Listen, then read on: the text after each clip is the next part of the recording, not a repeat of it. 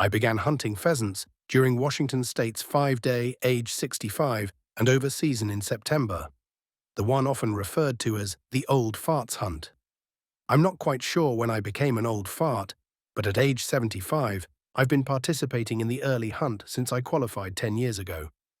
When I was a slightly more flattering senior citizen, I put away my shotgun on the last day of the Upland bird season. It was a poor year for pheasants, but I shot 8 wild roosters in eastern Washington, all but one over my Brittany's Point. I can vividly recall each one of them, as there was never more than one bird a trip. Remembering each bird, I guess, is the primary benefit of possessing an aging body during a poor pheasant year. Indeed, this year's single-digit harvest has meant a lot more to me than all those double-digit numbers of yesteryear. Had there been a better bird population this season, I would probably still have shot but a few. I can't walk as many miles as I used to.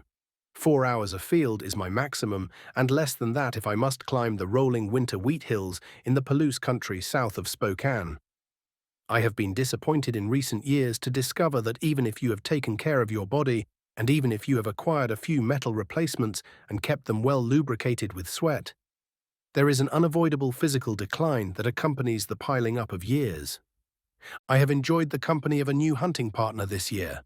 Steve and I are of a similar vintage, and like myself, he is not fond of beginning his pheasant hunts at dawn. He has also introduced me to a novel concept: eating a good breakfast before departing.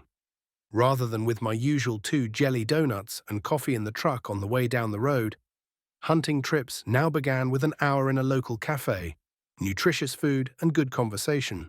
Steve and I both have dogs. He, a German puddle pointer named Princess, and I, a chocolate and white Brittany named Lucy. Sometimes, when we plan to hunt around water, I also take my 13-year-old Labrador Jill, as neither of the other two is inclined to make water retrieves, or any retrieve for that matter. Jill walks beside me until Lucy points and then goes in to make the flush. She's become pretty dependent on Lucy for her birds, but once one is on the ground, I know a solid retrieve is imminent. Without these dogs, I wouldn't hunt. With the dogs, the day is a success, no matter how full or empty my game vest at the end. I derive unreasonable delight in seeing Lucy running at full speed, then slamming into a point as she detects the scent of a pheasant buried in the cattails, curving her body into an almost perfect letter C. And I can barely describe the euphoric pride of seeing Jill emerge from the brush after trailing a winged pheasant for a quarter mile. Carrying a new side-by-side 20-gauge, I shot poorly this year, but I also made a couple unbelievably long shots. One when a pheasant launched from a hawthorn thicket and powered out across the Palouse River. When it dropped at the shot, Jill didn't see it, so she and I executed a tricky, wet crossing over slippery riverbed rocks in a cold, knee-high current. And on my command, she hunted dead and dug it out of tall grass on the other side. That was the day I discovered I had mistakenly brought my heavy 12-gauge goose gun instead of my new light 20. Thankfully, Steve had a box of 12-gauge steel loads in his truck. The day turned out fine, and I even shot a couple mallards, but I never brought the wrong gun again.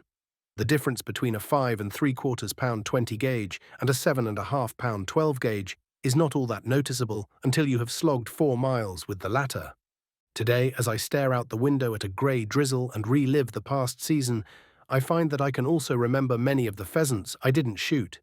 My most memorable hunt, in fact, came on the last day on a farm near Rock Creek, when a malfunction bedeviled me on each rooster the dogs pointed. On the first bird, I figured my finger had slipped off the safety of the new shotgun, because though I frantically pulled several times at the trigger, nothing happened. An hour later there was another point, and the cackling rooster crashed into daylight through a stand of tall, dry water hemlock. Easy shot. Again I pulled the trigger and nothing happened, but this time I knew I had pushed the gun off safe when Lucy went on point. There had to be a problem with the firing pin. I broke open the gun to learn, however, the problem had been operator error. Both chambers were empty. Those 2 birds, though, will be forever stored in my memory bank, and on these soggy days of late winter, I can relive the glory of a pheasant season that ended, as do they all, much too soon.